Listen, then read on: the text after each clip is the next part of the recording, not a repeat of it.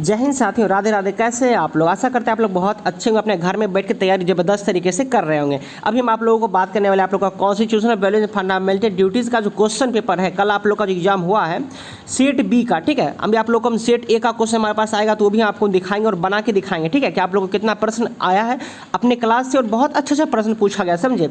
उसका जो अभी एक्सप्लेनेशन देंगे उसको आप लोग कॉपी में लिख लीजिएगा। जिसका एग्जाम हो चुका है पूर्णिया यूनिवर्सिटी के बच्चे का, वो लोग मिला लीजिएगा अपना कितना सही हो, आपका नीचे कमेंट कर दीजिएगा। और सबसे पहले आप लोग मुझे दुखी कर देते हो भाई, आप लोगों के लिए मैं इतना करता हूँ, आप लोग लाइक नहीं करते हो। बताओ, अब बताओ, आपके लिए आपका भाई इतना करता है, आप लाइक तो बनता है ना।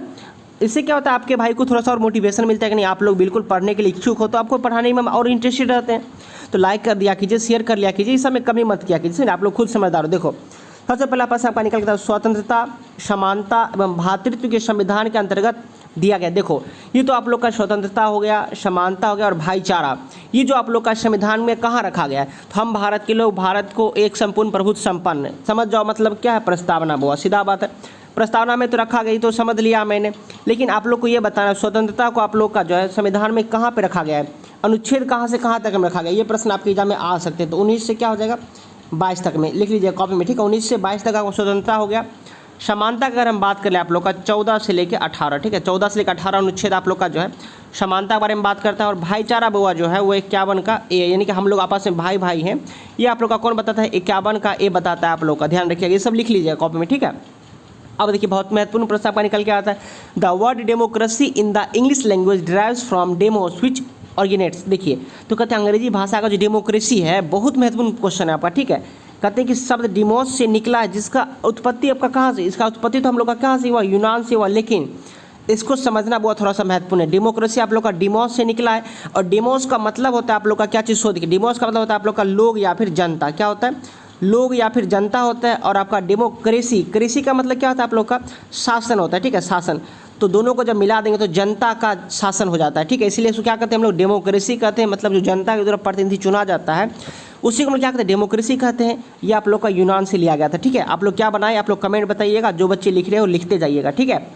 अगला प्रश्न देखिए बुआ, यहाँ से कहते हैं fundamental duties are mentioned in which of part. देखो, तो मूल कर्तव्य आप लोग का जो है, ये बताइए पहले, मूल कर्तव्य आप लोग का भारत में कितना है ये बताइए। तो मूल कर्तव्य आप लोग का भारत में टोटल 11 है।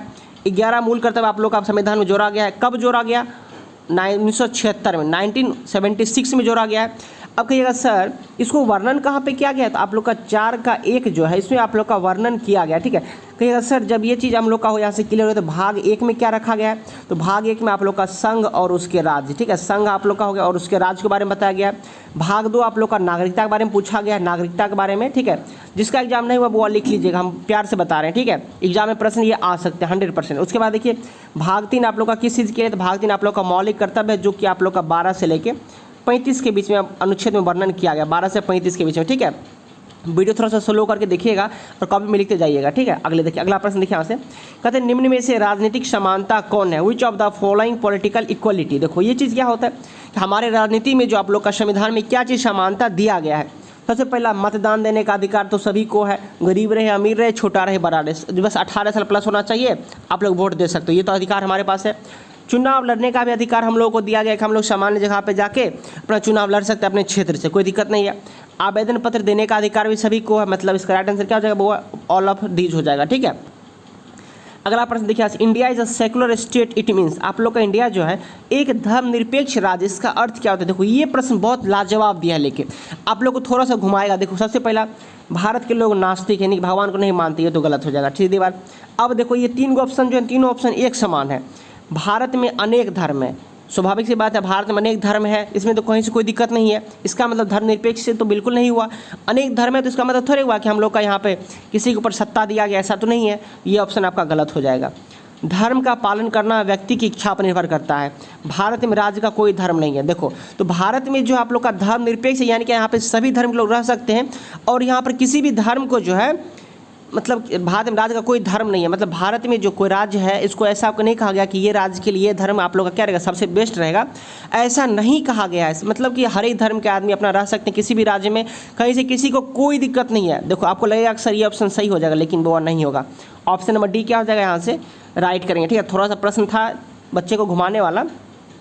कहते who has called the Indian union quasi federal, कहते भारत या संघ को अर्ध संघात्मक किसने कहा, तो ये जो बात है आप लोग का अर्धसंघात्मक किसने कहा, ये आप लोग का डी बसु ने कहा था। डी बसु आखिर आपका थे कौन, ये भी थोड़ा सा जान लीजिए, क्योंकि आपके प्रश्न जो है शॉर्ट प्रश्न में आप लोग का ये प्रश्न पूछा जाता है, समझे कि डी बसु आप लोग का जो है कौन थे। तो डी बसु आप लोग का जो है एक बहुत बड़े भूगोल सॉरी भारतीय प्रसिद्ध आप लोग का जो है राजनीतिवेत्ता थे और वो संविधान विशेषज्ञ थे प्रकाश, ठीक है।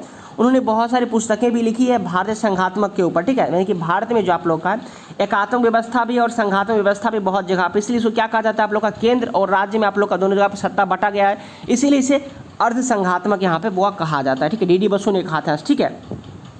देखिए अगला प्रश्न देखिए यहाँ से, right to equality is describe in the constitution, कहते हैं आप लोग का समानता का अधिकार। ये सब प्रश्न तो एकदम हीरा प्रश्न है, समझे। पॉलिटिकल साइंस से प्रश्न भर भर के पूछा गया था और आप लोगों को भी ये भर भर के पूछा जा रहा है। देखो समानता का अधिकार आप लोग का अनुच्छेद 19 से 22, 23 से 24, अनुच्छेद 25 से 28। देखो अनुच्छेद आप लोग का जो समानता का अधिकार आप लोग का कहाँ से पूछा गया, आपका तो 14 से क्या हो जाएगा 18 हो जाएगा। लेकिन थोड़ा सा और समझिए, ये जो आप लोग का 14 से 18 है समानता का अधिकार, ये आप लोग का जो है उसके बाद देखिए आप लोग का 19 से 22 जो ये किस चीज़ के लिए है, ये आप लोग का क्या चीज़ है, तो मौलिक अधिकार। क्या है मौलिक अधिकार आप लोगों के लिए, मौलिक अधिकार कितना है हमारे भारत देश में बताइए कमेंट में आप लोग, ठीक है।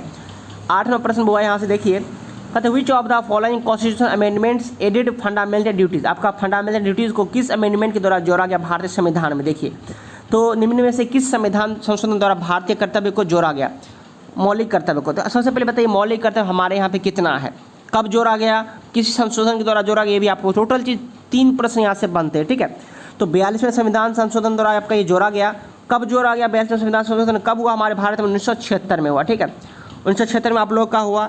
उसके बाद देखिए अगर हम बात करें आपका 36वां संविधान संशोधन आप लोग का कब हुआ, तो 36वां संविधान संशोधन आप लोग का 1975 में हुआ था। उसके बाद देखिए 44वां संविधान संशोधन बहुत महत्वपूर्ण है, बहुत ज़्यादा महत्वपूर्ण है 44वां, ये आप लोग का कब हुआ था, ये आप लोग को कमेंट में बताना है, ठीक है। ये प्रश्न आपके लिए मैं दिया यहाँ से लेके। उसके बाद देखिए कहते हैं नॉर्मल प्रश्न आपका निकल के आता है, थोड़ा सा फ्रेश नहीं है बुआ, मैनेज करिएगा, ठीक है।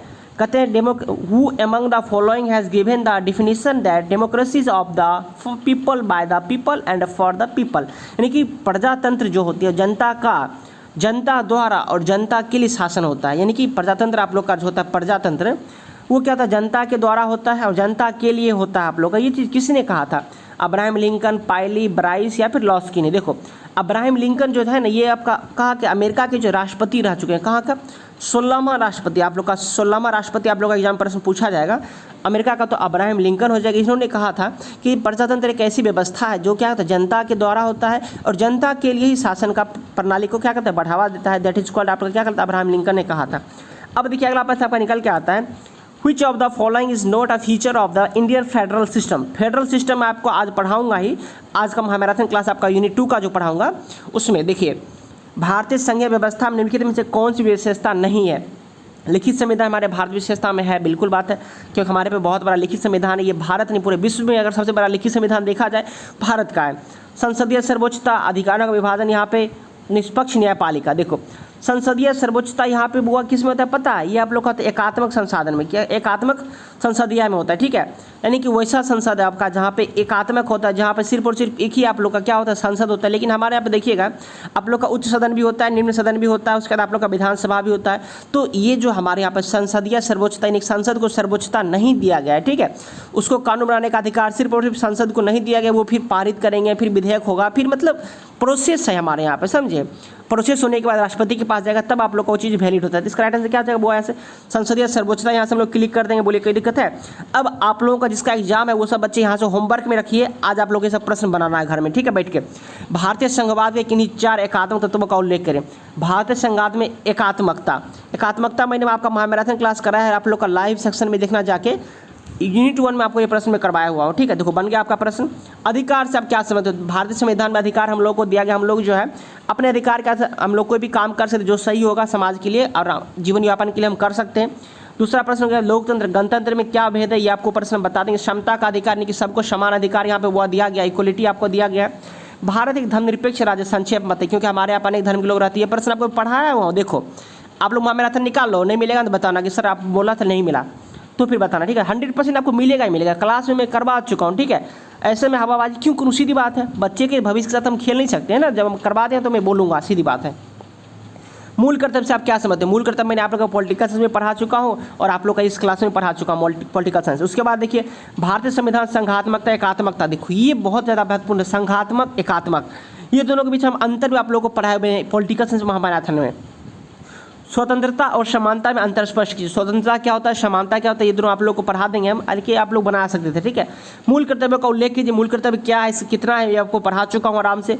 भारतीय संविधान में वर्णित स्वतंत्रता के अधिकार का वर्णन कीजिए और क्षमता का अधिकार से आप क्या समझते हैं? बउआ आप लोगों को हम यही कहेंगे, जितना बुआ प्रश्न है ना इसको एक बार बना लीजिए, ठीक है। घर में बैठ के आज क्या कीजिएगा, सोचिए कि आज मेरा एग्जाम हो रहा है, ठीक है, एग्जाम हो रहा है, क्वेश्चन आपका ये दिया गया है, 3 घंटा लगेगा, आप बनाइए आराम, ठीक है।